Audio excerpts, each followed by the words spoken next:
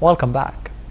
President Abdel Fattah al-Sisi received a phone call from the Ethiopian Prime Minister Abiy Ahmed, in which the latter expressed his gratitude and appreciation to Egypt and to its political leadership for congratulating him on being awarded with the Nobel Peace Prize. For his part, President al-Sisi repeated his congratulation to the Ethiopian Prime Minister. Both African leaders agreed on boosting the mutual ties that bind Cairo and Addis Ababa. The phone talks also stressed the importance of overcoming any obstacles in the negotiations of the Renaissance Dam to reach a deal that realizes the aspirations of the Egyptian, Sudanese and the Ethiopian peoples.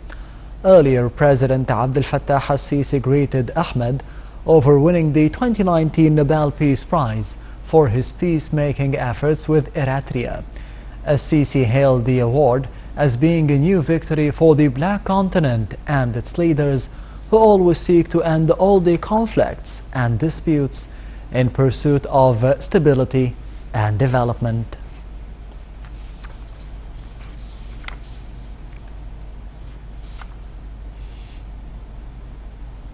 In the framework of the strong bilateral ties binding Egypt and the United States, an American congressional delegation on Friday paid a visit to the new administrative capital. During the visit, the delegation made a brief tour at the capital and expressed their admiration of the many development projects being implemented there. Here is to more details about the visit.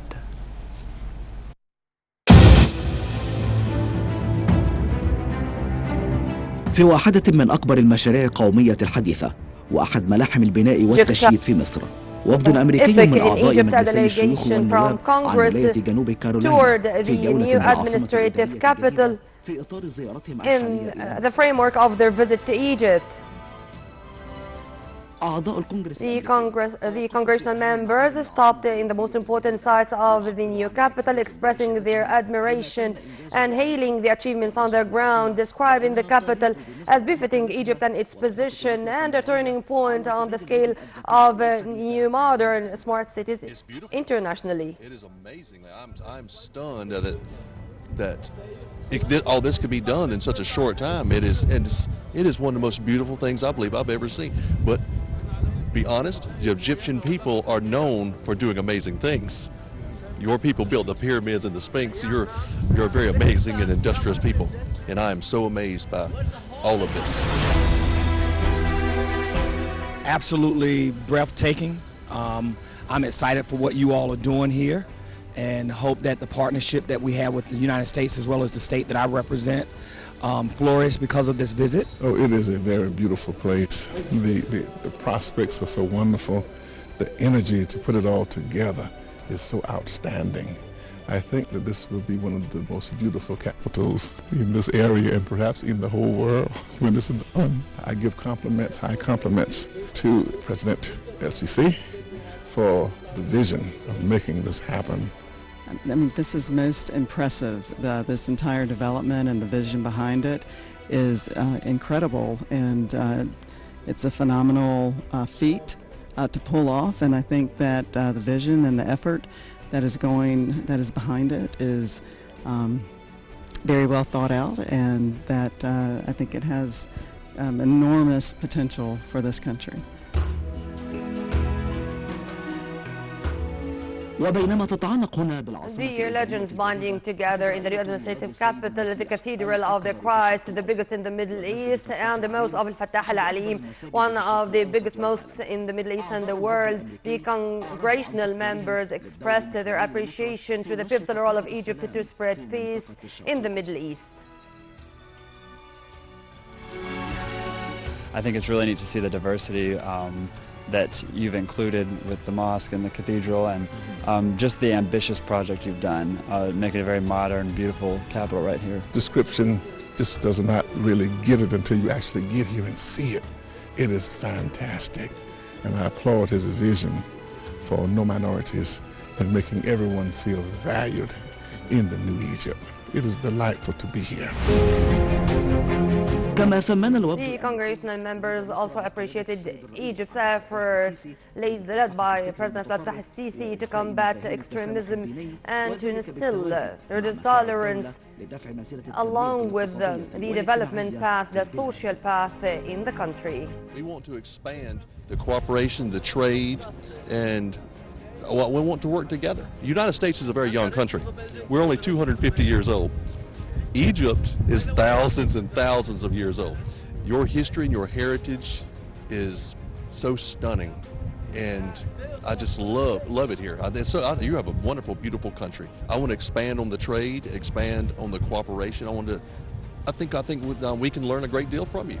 We believe that there's a lot of things in common between our country, that there's lots of possibilities for working together, both economically and educationally, as well as building skills. From my perspective, I think that we have a wonderful partnership.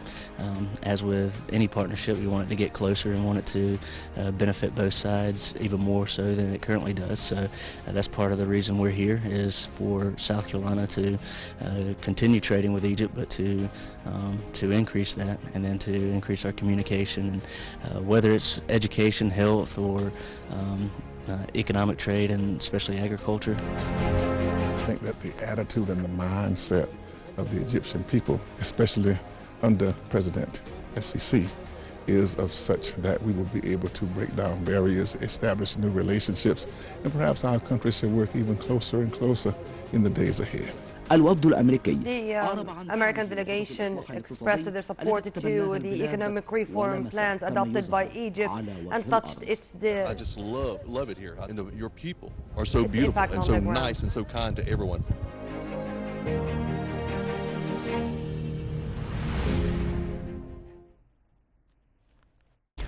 The 5th International Conference for Religious Tolerance resumed the activities for the second day at St. Catherine in South Sinai. The conference is held from October the 10th till the 12th under the slogan of "Here we pray together," and brings together 40 ambassadors from different countries from all over the world, in addition to the prominent religious figures. The event aims at extending bridges of interreligious tolerance and opening a dialogue for laying the basis of international peace in line with the teachings of all religions. The conference is co-organized by the Ministries of Civil Aviation and Tourism in the framework of the Egyptian keen interest on boosting touristic activities in the country.